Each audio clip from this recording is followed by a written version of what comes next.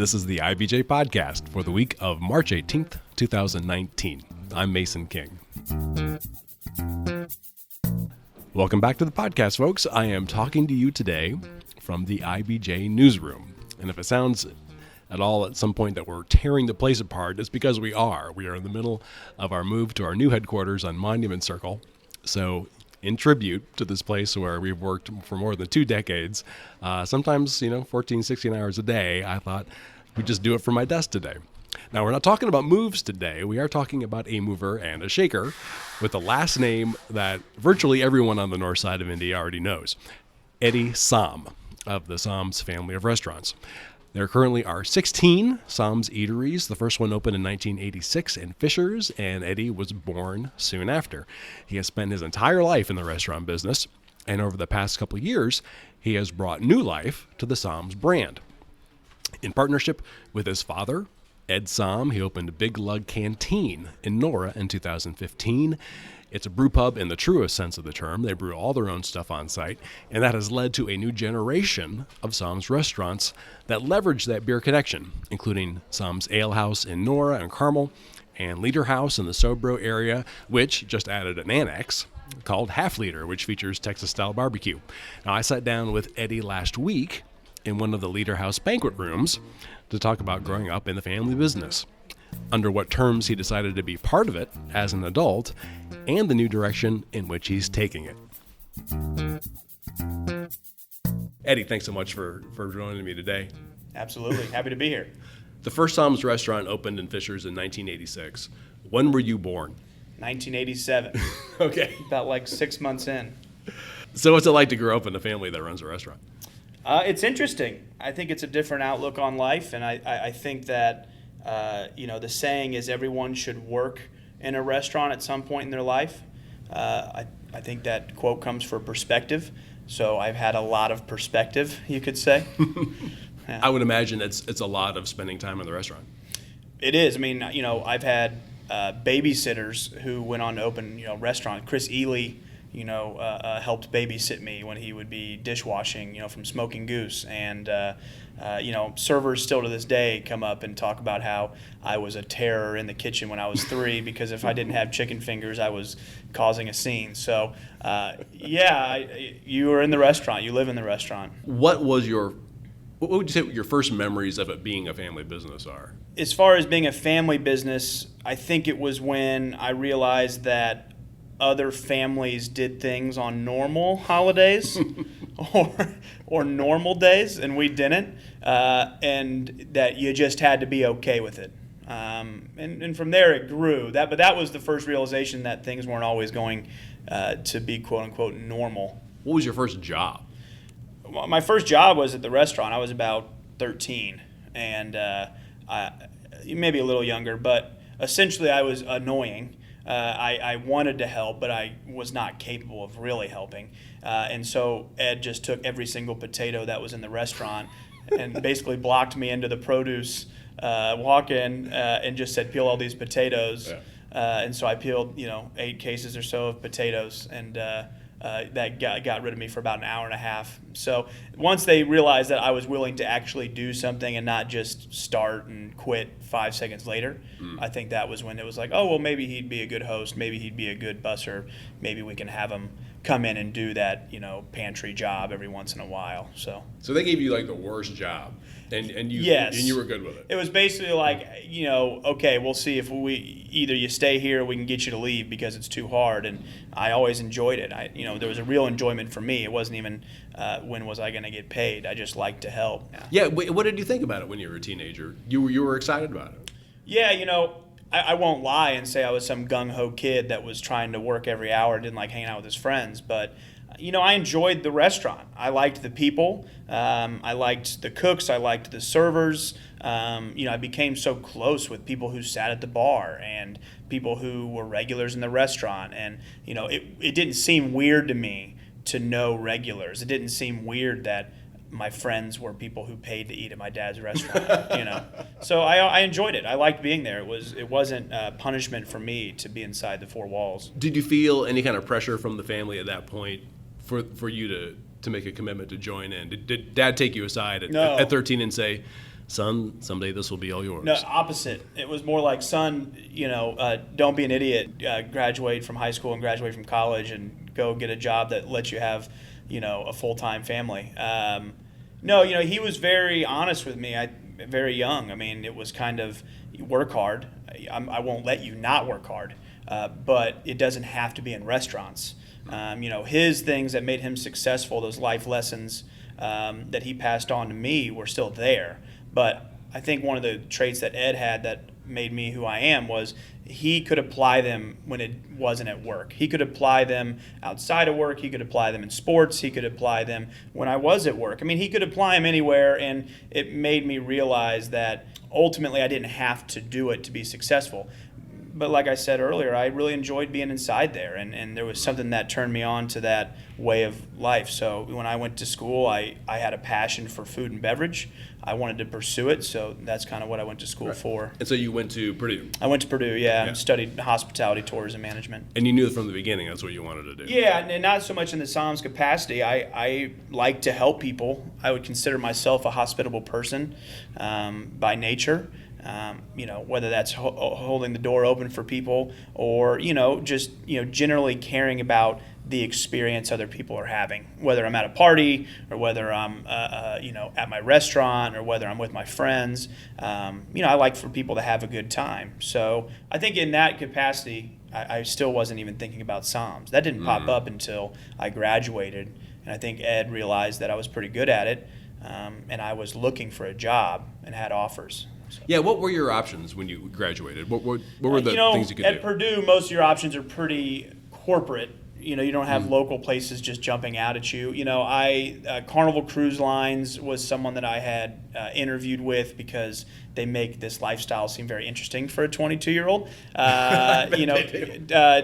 TGIF was one of those companies who has a good management program and, at the time seemed very appealing to me.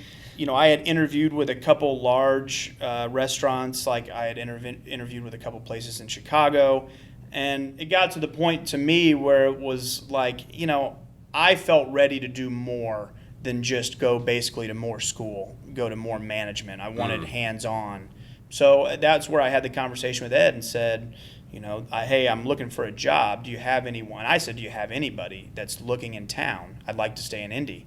And he's like, well, how about this? And Sam's Place idea kind of came up. Okay, yeah. So tell us about that first experience. Sam's Place was run by my uncle, and he was kind of looking to get out of that situation. And this was it where it currently 65th is? and Keystone. Right. Yeah. Okay, so it was already there. Mm-hmm. Yeah. So it had been open since 2000. It had been started, and it was doing all right. It wasn't really in a state of prosperity. So the offer came up from Ed, and he said, look, if we can put together this loan for you and you can go out and make up the rest of it, then we'd be willing to sell you this restaurant. Because I had made it specifically clear I would not work for him. Like, I didn't think that was a good relationship for him and I. We've always had a good relationship, and we've always understood the work side of things. And he was very good at making that happen. And so that's what happened. I got my first loan when I was 22, and I bought Sam's Place in June of 2009. And just kind of went to work. Did you get a loan, outside loan, or did you get a loan from your family? Yeah, so I got a loan from Sam's Restaurant Group and then a loan from Farmers Bank. Okay. So that's still our primary bank that we use today. They're awesome people. And you kept the name Sam's Place? Yeah, to me it was about that family legacy and just showing that I could enter in and do something to that capacity. It was difficult. There's expectations, but I kind of was looking for that to get my feet wet and to feel like I could actually do it. I think the first step for me was proving it. So you went in and said, the Sam's brand has a standard. Yes. I would like to see if I can meet that standard. Yeah, if I can exceed it. If I can, I think in the cooking world, they say in order to change a recipe, in order to truly be a great chef, you have to know the basics. You have to know how to build a bechamel. You have to understand how to properly make a stock. You can't make some weird, wacky stock without understanding a traditional chicken stock. And the same thing applies for me in the restaurant world. I couldn't reinvent Sam's if I couldn't make a Sam's. So my first goal was to make 75-year-old lady in the corner who eats the same thing every day happy, to make the couple people sitting at the bar who drink Long Islands and want, crispy, delicious fries the same way every time.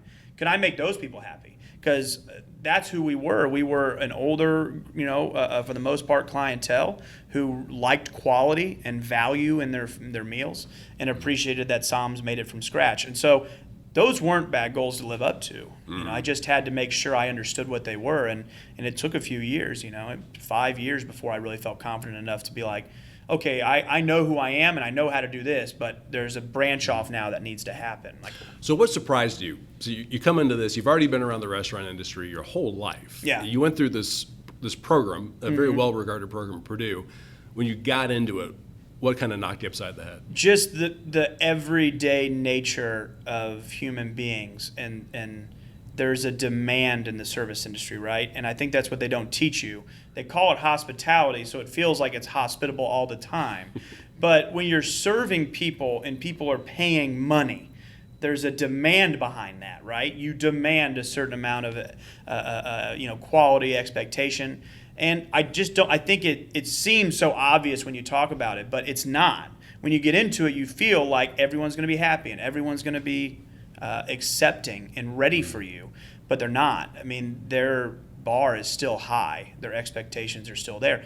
And it was something I had to learn very fast, was how to come into work and not just have a good attitude, but to maintain a good attitude while trying to improve, fix, change. Obviously, the people here on the podcast here didn't hear this, but while I was setting up, I overheard a conversation you're having in the kitchen. I think it was you, and it was about personnel. And how do we get personnel to perform better? And the question occurred to me: what percentage of running a successful restaurant is basically people management? A very large portion of it, and I think that's where Ed and I's relationship is so unique. Is my father has such a skill for building and for organizing and getting people to work at a very efficient level. My skill set lies more in the idea of community building and getting people to work on the same page, different people working on the same page. So, I don't have a percentage of what that is versus, what actual work production is. I think for people to be as productive as possible, there has to be transparency and there has to be an open conversation. And a lot of jobs I had before I got into this, that never existed. And that was the thing that bothered me the most, was why are we not talking about things? Well, this is here. It's right in front of us, but we're going to ignore it. Instead, we're going to go drink beers. No, I can't work like that. It tears me apart. So, personnel management and just honestly the conversation is such a huge thing that's made us successful, and I think it's made me be able to handle all the change as I talk to people all the time. So Sam's Place, you took over Sam's Place in 2009? 2009, yeah. 2009, okay. And so what was happening right then? Oh, I remember. It was the recession. Yeah. How'd that go? That was great, right? No, I've never worked more in my life. I've never worked harder in my life. And I think some people wear that as a badge of honor. I wore that as this is not sustainable. I would never expect anyone to do this ever. How do I form a company where this isn't required? I loved it, but finding someone like me, it's like, well, I was born in the family. My brain was wired to think this way from the beginning. So it was hard. Sales were low, and you had to run low labor, and you had to buy less food, and you had to buy less liquor, and you had to make sure you were having good contracts with your landlords. And Ed did that. He laid down the groundwork of that type of thing, and I just followed through with working my butt off to try to scrap by until things did start to eventually turn around. When did it feel like things were turning around? Sam's Place started having really good years in 2012. I think I had won people over, and we had a new kind of fresh face, crew in, and a new fresh customer identity, and we were really going strong. The value was very apparent around that time. People understood that we were a clean, fun, valuable restaurant. I think that's when it started to turn around. Yeah. So you get to about 2014, you've been there for about 5 years, and you feel like, I need some other kind of expression. Yeah, it was like a prove yourself moment. Yeah. I have a lot of questions about the Sahm family every day.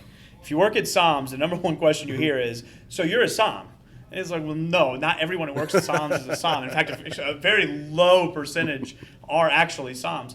So in my head it was, okay, I know I can do this, but eventually I just for myself, I knew I had to prove it to myself that I could run a restaurant that didn't lean on Ed. And, I had to get over the fact that wasn't some pride thing. It wasn't this ego trip. It was this idea that in order for me to truly become a restaurateur, I have to try to win people over by creating my own story and creating my own recipes and creating my own way to facilitate a good time. I just had to. I knew it would make me a better restaurateur for my own Sam's restaurants. So, yeah, it was around 2014 that started to become a conversation that I had with Ed, that's what I wanted to do and make sure he was okay with it. Yeah, and what did that turn into? It turned into Big Lug Canteen, and I had an idea for some breweries. There was always 3 breweries that I wanted to open up, so this is number 2 of the 3, hopefully. And when you say this is number 2, this is right number now 2. we're in the leader We're house. number 2, yeah. So number 3 is probably a few years off, I would imagine. It can't happen anytime soon. So yeah. There was Big Lug Canteen, and it's in Nora. It's right off of, is that 86 or 82nd at that 86, point? yeah. 86, right off of the Monon. And they used to be the Snooty Fox space. It was for years, like 27 years. Henry VIII's before that. Yeah. So you had the idea, brew pub. We're going to make beer here, and it's going to be a restaurant. Over that period of time, I mean, certainly in the middle part of this decade, there are a bajillion brew pubs. What did you think that you could do to do a better one? Sure. Honestly, I don't think there was a lot of brew pubs. I think there was a lot of breweries. Yeah. And that was where I had that idea was I loved the beer scene. And Indianapolis is really lucky to have a lot of influencers in this scene. People who not only are influential in Indianapolis, but who could go to any city and be productive and a part of their community. So I loved the beer scene, and I wanted to be a part of it. I just thought there was missing a certain food expertise, that someone who understood how to manage people and manage food to add that quality onto a restaurant. There just weren't a lot of people doing it, other than Broad Ripple Brew Pub and a few places here and there. Upland had a tap room, a few others, but there weren't a lot of brew pubs. And I thought that if we got into that, and me knowing beer and understanding how to buy and sell beer, then I thought we could be successful. It was as simple as that to start. There wasn't this like light bulb moment. I just liked to be in that scene, and I thought it would be fun to contribute to it. And the vibe of the food side of it is Sam's like, would you say? Yeah, I would say it's a little Sam's like. It's value. I think Ed and I discuss value so often. In my opinion, to get into the restaurant game, you have to make good food. If you don't make good food, then you shouldn't do it. I don't look at that as like a mission statement. I think it's like beer. Well, we make good beer. Okay, if you're going to enter the brewery realm, you have to make good beer. What's the next step? And when we started to do this whole Big Lug thing, we had to say, what's our value? And Sam's has always been about value, and so that transferred naturally to what we did. There's different food, there's different presentations, there's different vibes, but the value was what we kind of took from place to place to place. Was the customer getting the edge on us? We want you to feel like you did. And at what point did you feel like, hey, we got this? Not yet. 3 years. No, Nora latched on, and the families really like it. That's where I think I felt confident, was when the families who go to North Central, Brebeuf, and live in that area, when they started to tell me, hey, we really like what you're doing. And not, hey, can I get a gift card? We like what you're doing. But it became this like, hey, we just want to say thanks. We appreciate you being here.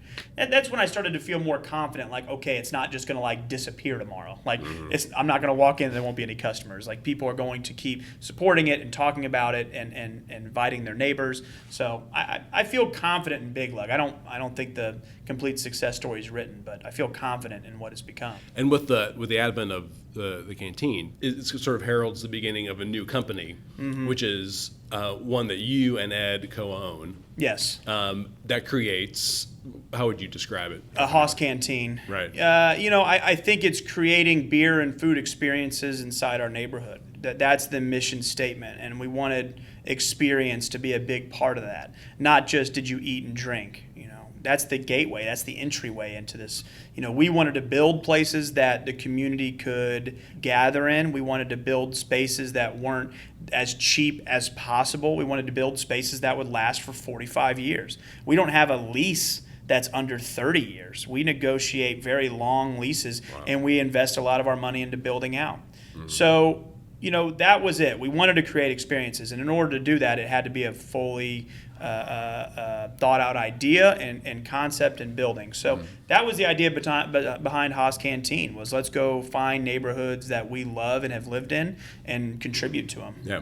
And just quickly, so what has that grown into since the Nora one? What Haas have you started? Canteen is Big Lug Canteen. That's the original. Since then, we've opened up Half Liter, which is Texas beer and barbecue. Liter House, which is a German meets Midwestern gastropub. Right. And these are both located here at 54th and yes, Winthrop. both located at 54th and Winthrop.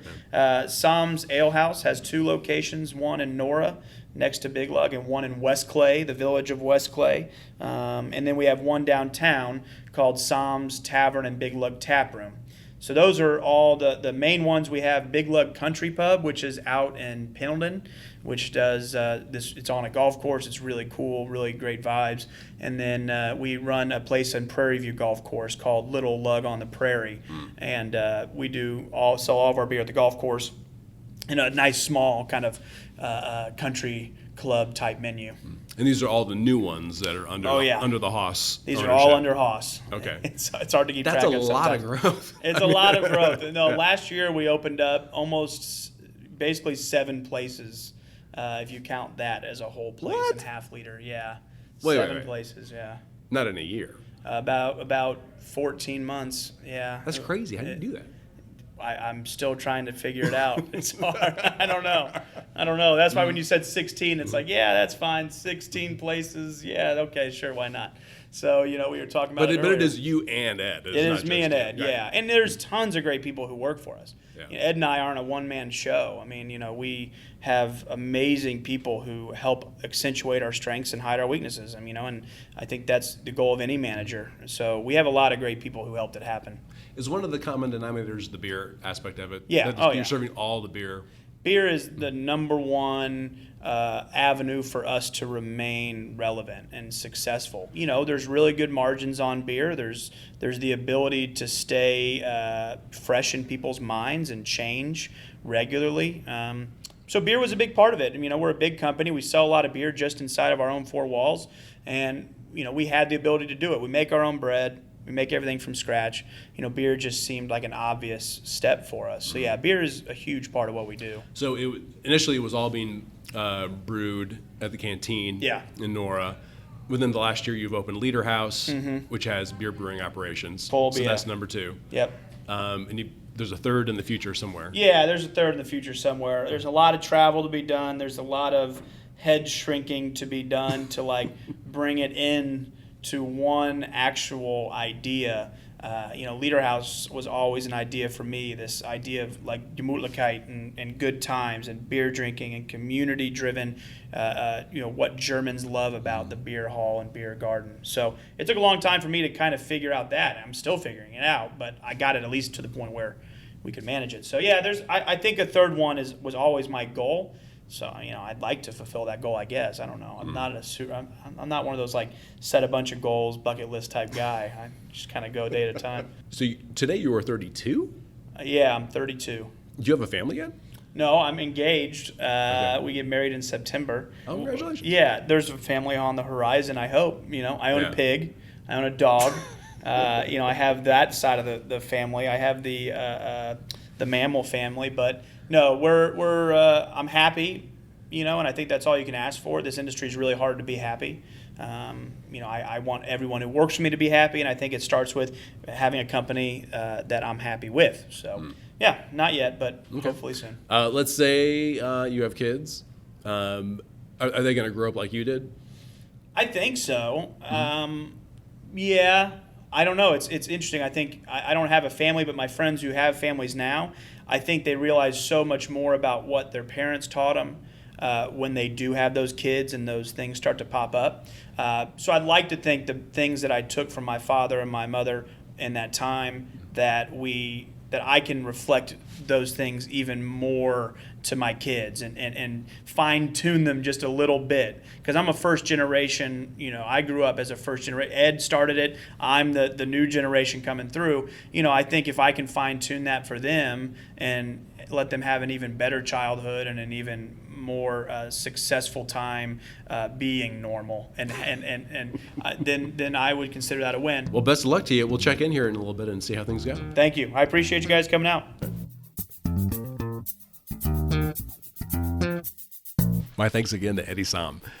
You can learn more about the evolution of the Sahm's family of restaurants in a story in this week's edition of IBJ. And also in this week's paper, Mickey Shuey reports that the Indiana Pacers have racked up increases in ticket sales and TV ratings this year, overcoming fears that Victor Oladipo's season-ending leg injury in January would deflate interest in the team. And John Russell reveals that 22 hospitals in Indiana are being assessed penalties by the federal government for high rates of patient infections and patient injuries. You can read all about it in the copy of IBJ that you undoubtedly have delivered to your home or office. You can also read them at ibj.com. And remember, for full, unfettered access to all of IBJ's award-winning content, just click the subscribe button.